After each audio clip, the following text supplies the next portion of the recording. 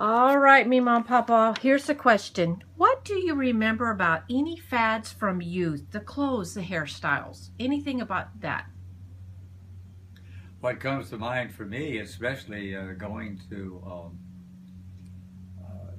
high school, that comes to mind. Of course, prior to that it doesn't, but going through high school, the clothes that we wore, we had to have the high hem. The boys had to have a high hem on their Levi's, real 2 or 3 inch hem on the bottom. So they were rolled up? They cuffed Yeah, up you roll real the cuff high. up, yeah. Okay. And the t-shirt.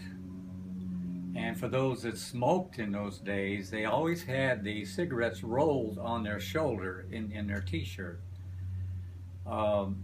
If you wore a black leather jacket and that white t-shirt and Levi's, you were a bad person.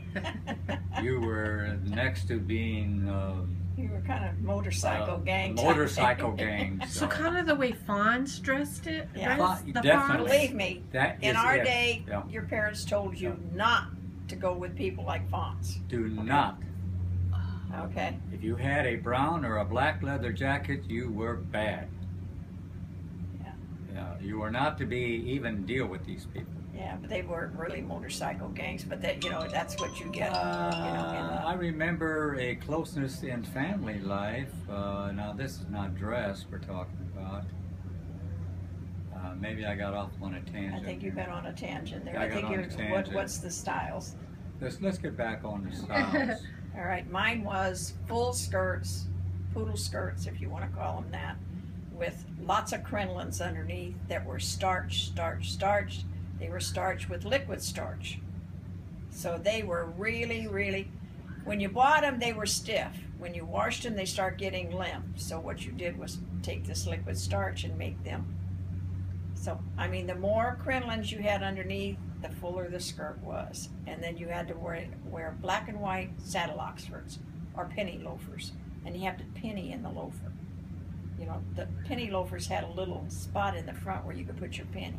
So that's why they called them penny loafers.